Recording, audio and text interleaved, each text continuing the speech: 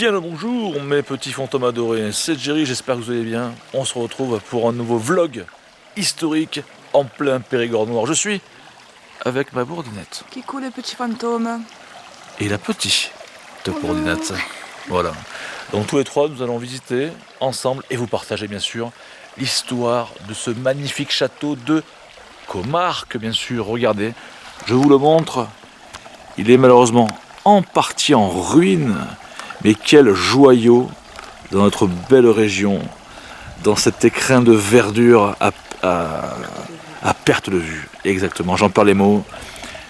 Voilà, ce qui vous attend, ce qui nous attend aujourd'hui, en vous rappelant les faits historiques. Ouais, c'est parti.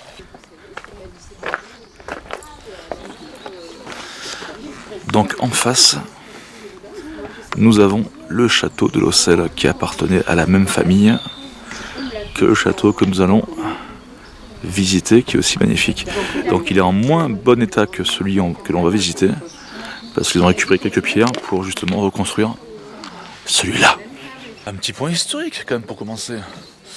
Nous sommes déjà dans le Périgord noir, à 2 pas de Sarlat, la capitale. Donc la famille de Comarque arrive vers ici, on va dire, au XIIe siècle.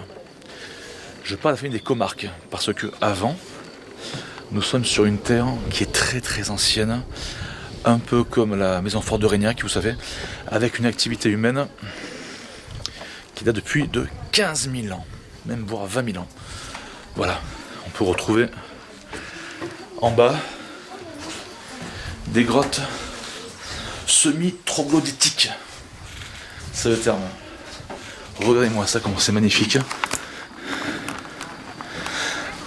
Hop. C'est beau, hein? Très très beau. Donc voilà, c'est ce que je vous expliquais à l'instant. Dans cette direction, abri troglodytique avec des cluseaux. Et dans cette direction-là, chapelle et castrum. Castrum qui voulait dire château, bien sûr. J'ai vraiment envie d'aller au cœur du sujet, les petits fantômes. Il y a tellement de choses à dire. Déjà, ce qui est bien, c'est qu'ils font, pour cette année 2023, pas mal d'activités. Ils l'ont toujours fait. Il y a des... on peut aller en montgolfière. Tu as une vue imprenable sur le site. Perso, j'ai le vertige, donc c'est mal barré. Donc là, on a la chapelle, qui a été modélisée, numérisée. Et voilà ce que ça donne. Il y a ma vie qui s'est mise dedans pour donner une petite idée. Voilà, là-haut, ce que peut être un clocher. Il reste quelques pans de mur. Alors je vais vous montrer ça. On va prendre le temps. Ah oui, quand même, c'est pas mal. C'est un beau vestige. Magnifique vestige. Là, ces trous-là qu'on peut trouver de manière horizontale, vous pouvez sous-entendre qu'il y avait des poutres de part et là. Peut-être le début d'un plafond et donc d'un toit, etc. Là aussi également.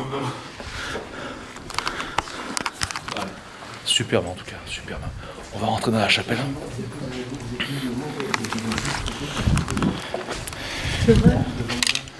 C'est superbe.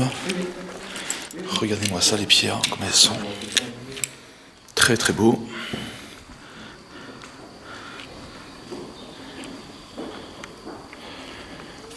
Et en face, donc, dans l'hôtel, on va faire un petit zoom. Je pense qu'il doit y avoir une croix en pierre dessus posée. Donc le terre battue.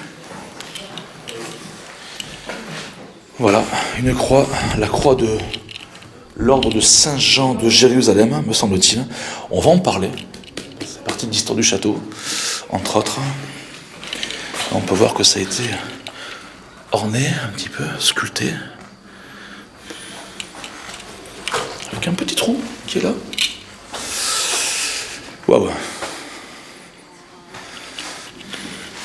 Voilà, peut-être une meurtrière pour se défendre. Bien sûr, des ennemis anglois car c'est un château qui date du 12e, les petits fantômes. Alors, au début, c'était pas un château en pierre. Beaucoup de châteaux forts étaient en bois. Et le premier château, donc en bois, c'est un chevalier qui l'a fait, un chevalier qui dépendait de l'abbaye de Sarlat. C'est en 1116 que notre fameux Gérard, et oui, il y a un Gérard en 1116, Gérard de Comarque, érigea ce gigantesque donjon que je vous parlais, qu'on va aller voir.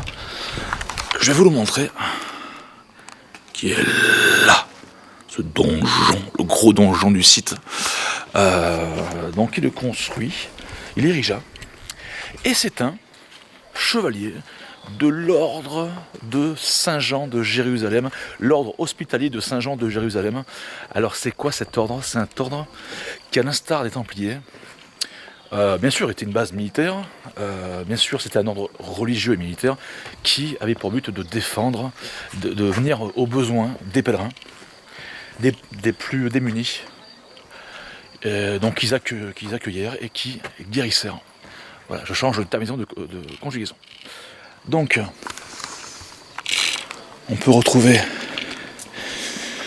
plusieurs blocs de maisons comme celle-ci, parce que Comarque a la particularité de recevoir ce genre d'habitation directement dans le château. Vous voyez, même en haut également, je vais vous montrer. Alors je suis un peu en contre-jour, enfin pour moi, voilà, de toute façon on va y faire un tour. Bon, c'est en ruine, mais c'est superbe. Tout ça, ce sont des petites maisons qui ont été construites avec le temps. Pourquoi il y a beaucoup de maisons? Parce que... Elle est où ma bornette? Parce que Comarque était une co-seigneurie. Tu l'as dit. C'était une co-seigneurie. Et quand je pense à co-seigneurie, tu sais à quoi je pense? Je pense autour des Merles, qui est aussi un château qui se trouve en Corrèze, avec justement la suzeraineté de plusieurs familles qui cohabitèrent dans différents lieux comme ça, dont celui-ci. C'est magnifique. Moins que toi, forcément. N'importe quoi. Mais c'est vrai.